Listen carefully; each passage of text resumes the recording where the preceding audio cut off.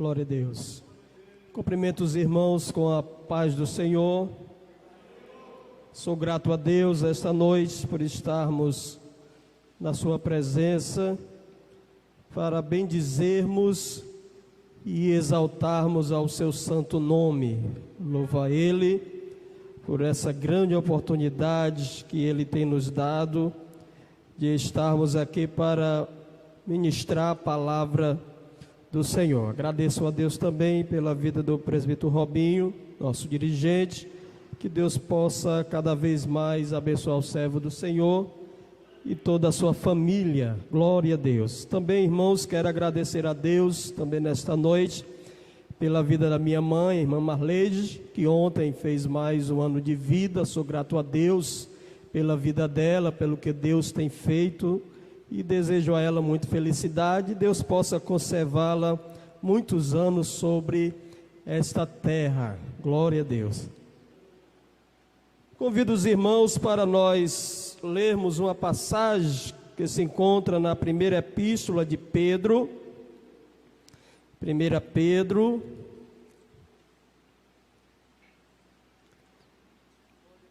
capítulo de número 5.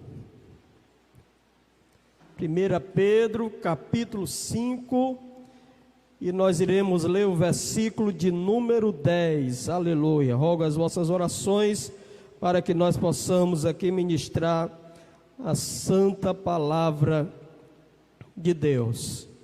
Diz assim a palavra do Senhor em 1 Pedro, capítulo 5, e o versículo de número 10.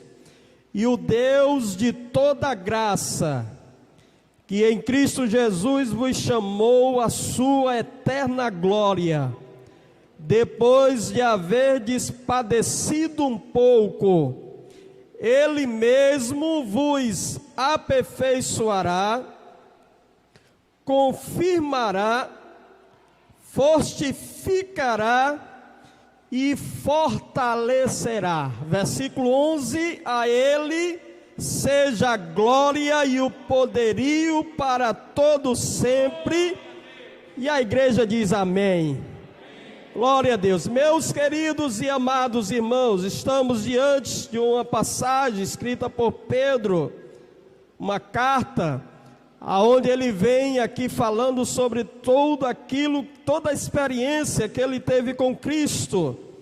E ao finalizar sua carta, ele traz algumas recordações, algumas saudações finais, e no versículo de número 10, ele vai fazer menção aqui de o Deus de toda graça, ou seja, ele vai mencionar aqui a graça de Deus que está estendida sobre as nossas vidas, um favor que nós não merecemos, mas essa graça nos alcançou pela sua grande benevolência, pelo seu grande amor que foi cantado aqui nesse instante, aleluia, pela sua grande misericórdia. Essa graça alcançou as nossas vidas, aleluia, e nós dependemos dela, não vivemos sem ela, ela nos envolve, aleluia. A Bíblia vai dizer, aleluia, Paulo escrevendo aos irmãos lá em Roma, capítulo de número 5, versículo, parece que o versículo 21, aleluia,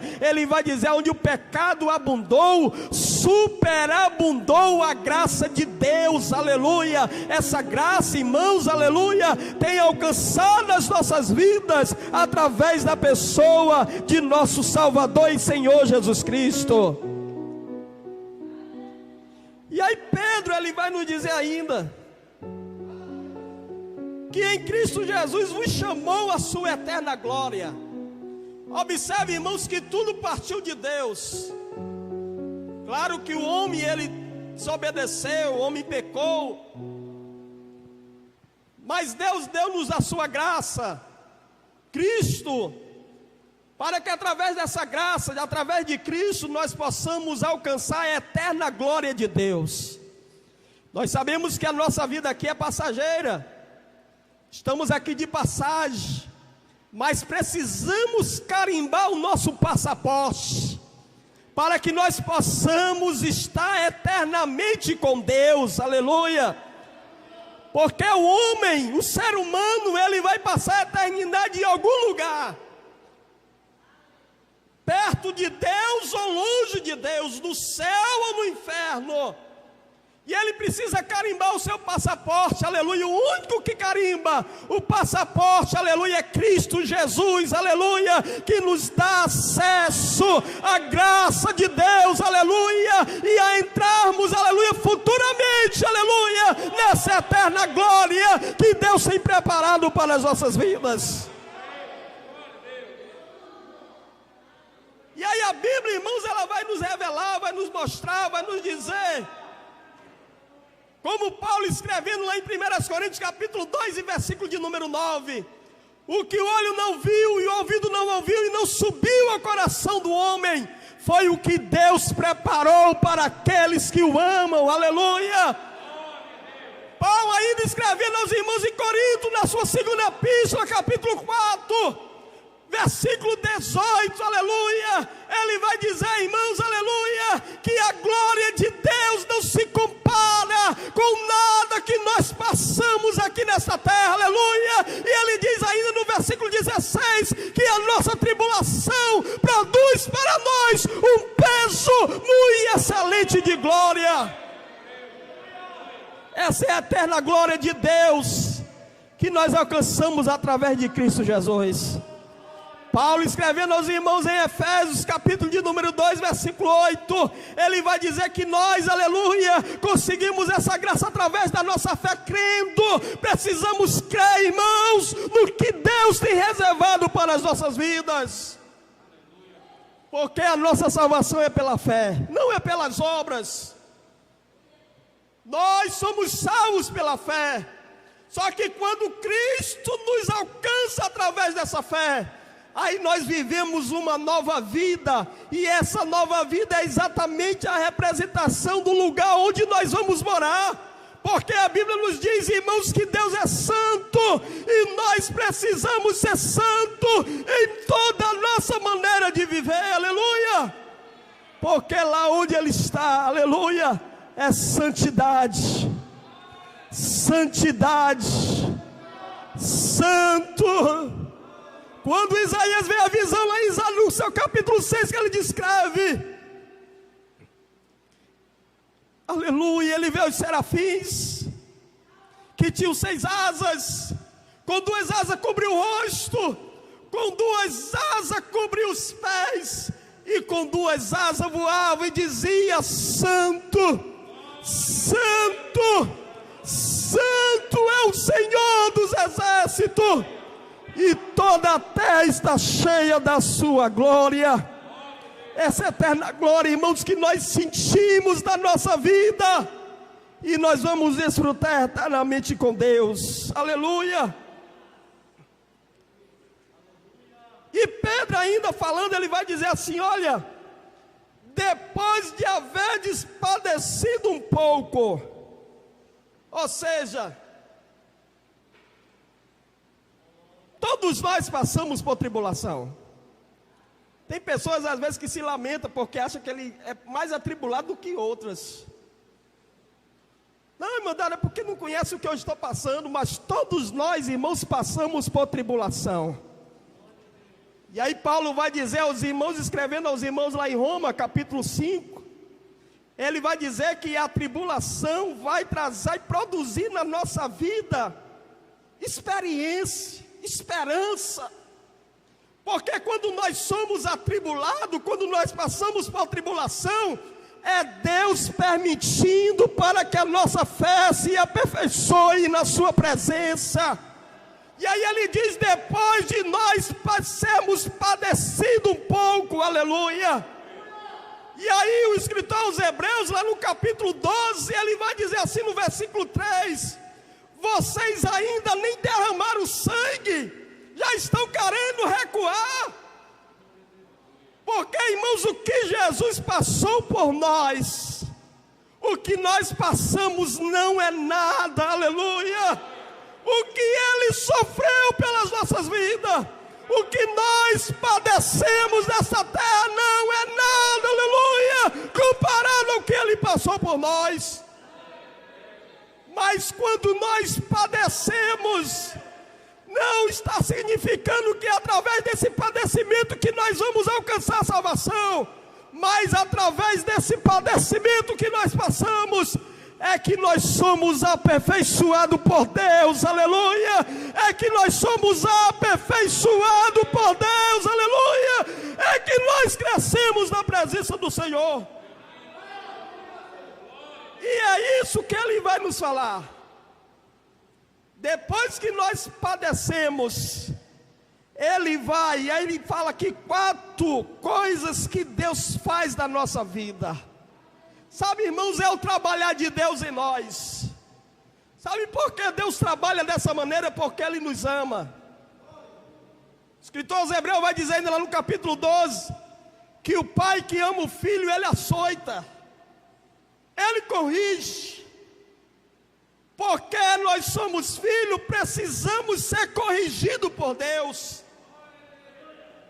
Tem momento que nós somos provados por Deus. Tem momento que nós estamos pagando as consequências dos nossos erros. Mas tudo vem como ensinamento para a nossa vida, vindo da parte de Deus. Para quê? Para nós crescermos na presença do Senhor. Deus, Ele não quer que você continue um crente, aleluia, que menino que não cresça, mas Deus quer que você aperfeiçoe-se, aleluia, cada vez mais na sua presença. É por isso que Ele permite você passar por situações, aleluia, para que você cresça na presença do Senhor. E aí Ele diz, olha, depois que vocês padeceram um pouco, Ele mesmo,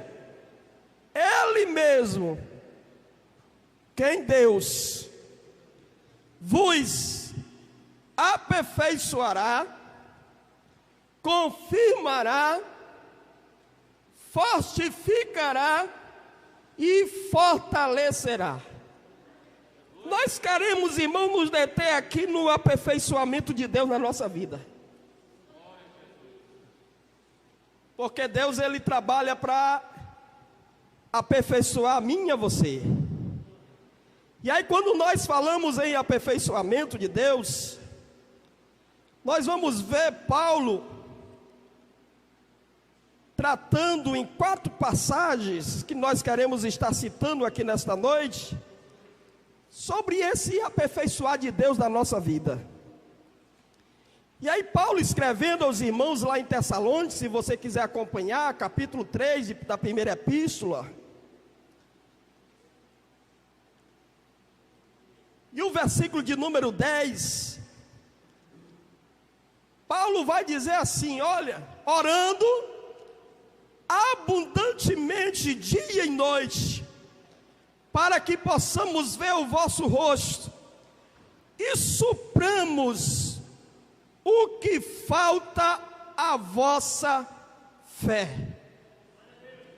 Quando, irmãos, a Bíblia fala em aperfeiçoar, a primeira coisa que nós podemos citar, baseada aqui nesse versículo que nós lemos, é que o aperfeiçoamento de Deus vai suprir algo que está faltando na nossa vida. Através desse aperfeiçoamento, Deus vai prover alguma coisa que está faltando na sua vida. E é claro que esse prover de Deus, a primeira coisa que Deus vai prover para você, é o aumento da sua fé.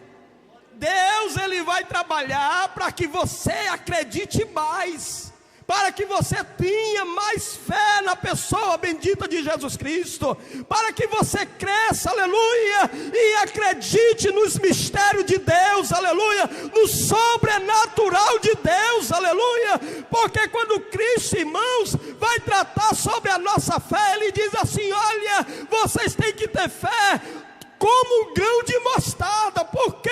Porque é a menor das sementes, mas quando lançado, que cresce, se torna das maiores árvores, aleluia, e tudo isso que é providência de Deus, aleluia, para que nós possamos cada vez mais acreditar no Senhor.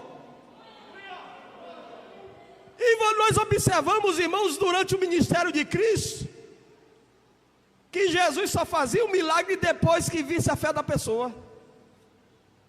Jesus sempre procurava a fé na pessoa. E é interessante que nós vamos ver nos milagres de Jesus, Jesus olhando para os discípulos dizendo assim: geração incrédula.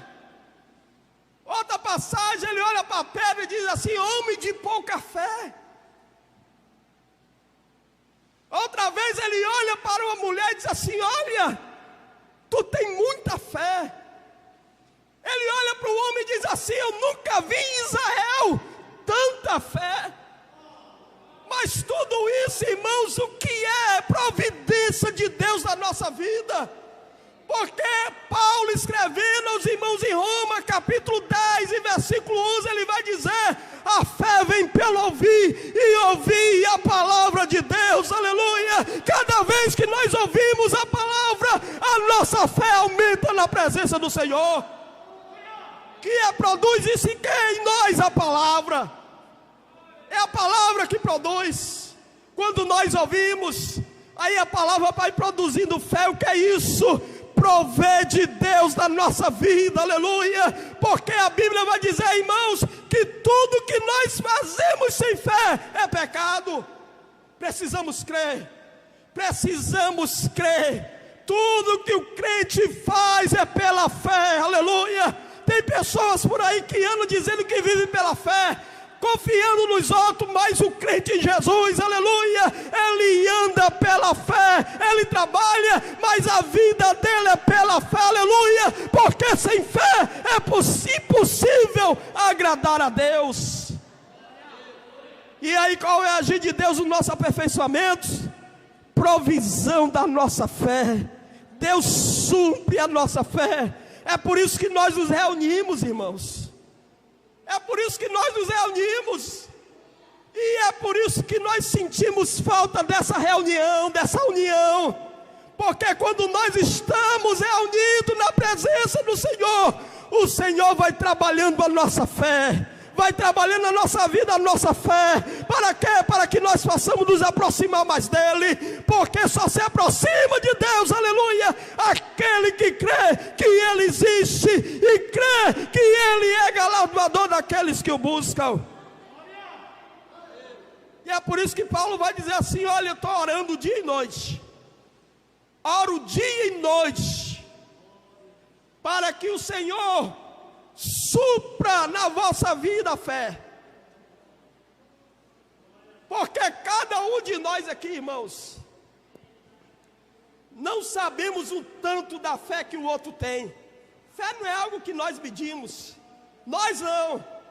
Mas se tem um ser que conhece, Ele é Deus, o Todo-Poderoso. Ele conhece o tamanho da tua fé, aleluia. Mas o que é que Ele quer agir na tua vida? Ele quer agir para prover em ti mais fé, aleluia, para que Ele derrame sobre ti, aleluia, tudo aquilo que Ele tem preparado para a sua vida. Então, em primeiro lugar, Deus aperfeiçoou o quê? A fé, irmãos. Precisamos ser aperfeiçoados a nossa fé. Eu hoje preciso crer mais do que ontem. E amanhã, aleluia, se Deus me permitir, eu preciso crer mais do que hoje. Cada dia a minha fé tem que aumentar mais na presença do Senhor. Segundo, 1 Coríntios capítulo 1 e versículo 10. Olha o que é que Deus vai aperfeiçoando na nossa vida. 1 Coríntios 1 e 10. Paulo escrevendo diz assim: rogo-vos, porém, irmãos, pelo nome do Senhor Jesus Cristo, que digais todos uma mesma coisa, e que não haja entre vós dissensões, antes sejais unidos em um mesmo sentido e um mesmo parecer. Glória a Deus. Olha, irmãos, o que é que Deus quer aperfeiçoar na nossa vida? Deus, Ele quer curar algo em nós. Quando nós falamos aqui em união, porque Paulo, escrevendo aos irmãos em Corinto, ele estava aqui combatendo, irmãos, algo que era uma gravidade lá em Corinto, no meio da igreja. Os irmãos, eles estavam dizendo: olha, eu sou de Paulo, sou de Pedro, sou de Apolo. E tinha aquele grupo que dizia que era de Jesus, que era o pior que tinha, irmãos, é o pior que tem na igreja. É aquele grupo que diz que não tem pastor, que não segue pastor. que só segue Jesus, irmãos, é o pior grupo que tem dentro da igreja. E era esse tipo de grupo que tinha lá na igreja de Coríntios. E aí Paulo escreve e diz assim: olha, tem que tirar do meio de vocês as dissensões, as contendas. Tem que haver o mesmo parecer. E sabe, irmão, sabe quem é que aperfeiçoa isso dentro da igreja? É Cristo. É Deus que aperfeiçoa, porque isso é uma doença dentro da igreja. Paulo vai dizer que isso é um câncer que vai corroendo, mas graças ao nome de Jesus Cristo, que o Deus Todo-Poderoso, aleluia, tem trabalhado para curar essa doença dentro da igreja, para que nós possamos ter o mesmo parecer em Cristo, aleluia, e tenha liberdade entre nós. Salmo 133, ó quão bom e quão suave é que os irmãos vivem em união. Porque, irmãos, quando nós vivemos em união, o óleo vai descer sobre a cabeça de Arão, descer sobre as barbas de Arão, e vir sobre as orlas de vestido de Arão, aleluia. A igreja unida, aleluia, é bem melhor ainda para o pastor dela, porque ele vai sentir essa unção da união dentro da igreja, e vai haver o trabalhar do Espírito Santo no meio dela, aleluia. É como o orvalho de Hermon, aleluia, que vem, aleluia, o orvalho de Sião que vem sobre o monte Hermon, e o Senhor ordena a vida e a bênção para todos sempre, aleluia. E sabe, irmãos, esse óleo é que cura. Esse óleo que desce, que passa sobre a cabeça, na barba e dessas orlas do vestido, é que vai curar as dissensões, vai curar as diferenças, e vai nos tornar um só corpo, aleluia, em Cristo Jesus, aleluia. E nós teremos o mesmo sentimento, o mesmo parecer, porque é Cristo que cura e traz esse aperfeiçoamento na nossa vida, aleluia. Terceiro lugar, irmãos, Gálatas capítulo 6 e versículo 1.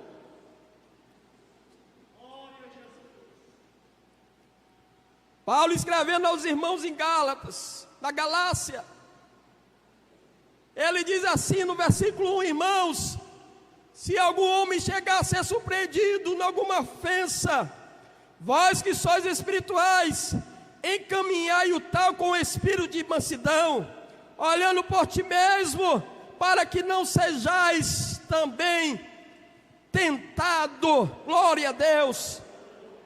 Qual é esse aperfeiçoamento de Deus no meio da igreja, dentro da igreja? E esse, irmão, se chama um reparo de Deus, porque nós sabemos que aqui acolá uma ovelha ela desgarra, que acolá uma pessoa cai, aqui acolá uma pessoa se afasta.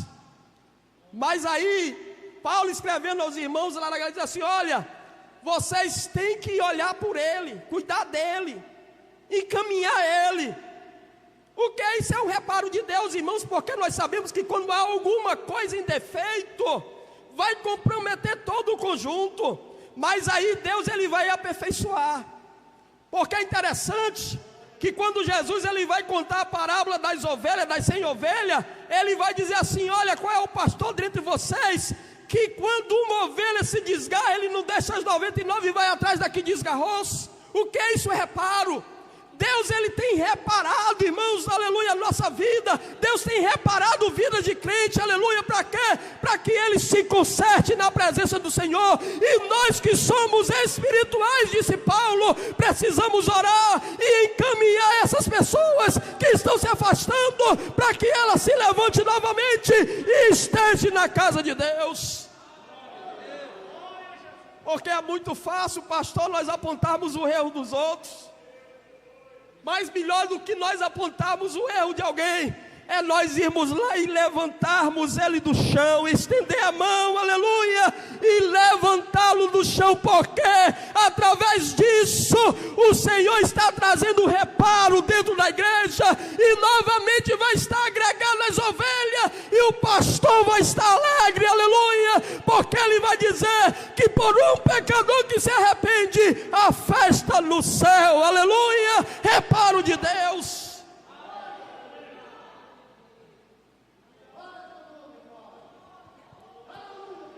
Olha, irmãos, na área que eu trabalho,